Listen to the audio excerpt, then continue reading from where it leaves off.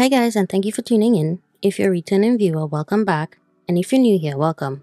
If you end up liking the video, please consider subscribing. Well guys, we finally arrived at what I could only describe as Consent's final boss. And that boss comes in the form of My Only Sunshine. Now if you've watched my last video about consent in Thai GL dramas, you already know this is something I've been thinking about for a while. Thai GL as a genre often makes a habit of blurring the lines of consent. But nothing in that video could have prepared me for the scene that unfolded in episode 3 of My Only Sunshine. So today, I want to talk about what happened in that episode, why this series was already raising red flags from the beginning, and why the way this story handles the aftermath is going to matter a lot more than the scene itself.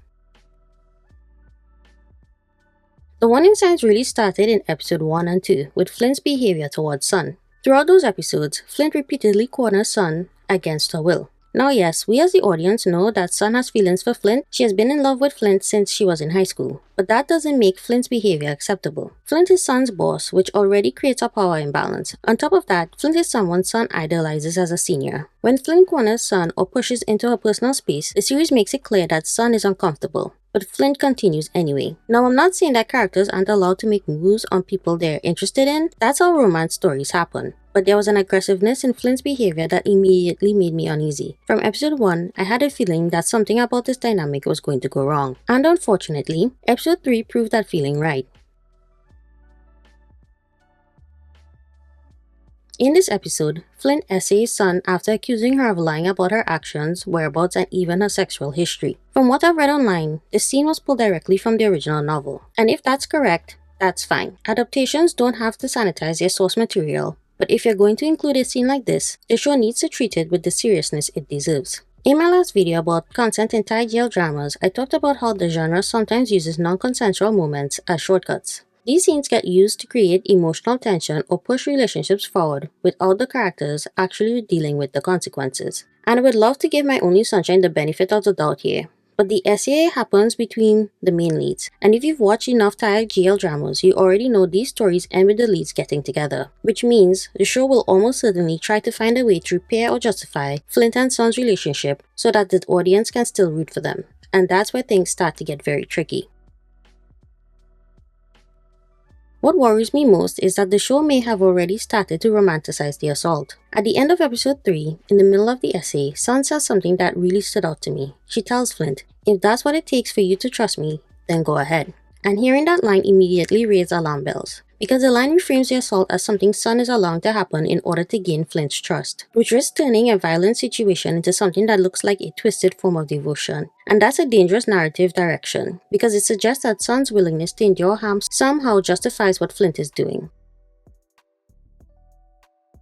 Now to be fair, the series did attempt to warn the audience earlier in the episode. There's a conversation between Sun and Mooham in the uncut version on IQIYI, where Mooham tells Sun not to let her relationship with Flint move faster than it should. And at first glance, that seems like the show is acknowledging that something unhealthy is happening. But when you combine that warning with the essay that follows, it almost ends up placing some kind of blame on Sun, as if Sun somehow failed to protect herself from the situation, which is a very uncomfortable implication. Because no matter how complicated their relationship is, what happened to Sun is not her fault.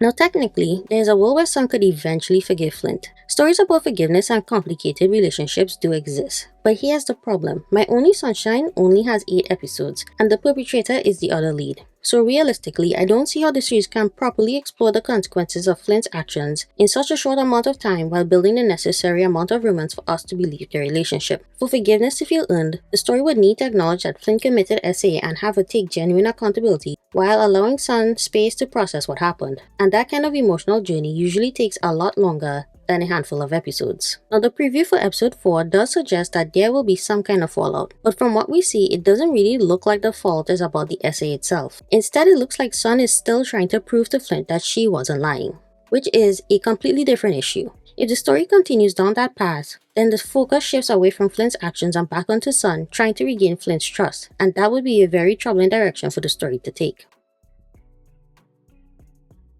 I know a lot of people have already said they're going to drop the series, and honestly, I completely understand. But personally, I'm going to keep watching. Not because I agree with what the series has done, but because I'm curious. I genuinely want to know if the writers and director actually have a plan for addressing what happened in episode 3. I want to believe the story is going somewhere meaningful, and I would like to be proven wrong about my assumptions. But right now, it's not looking too good.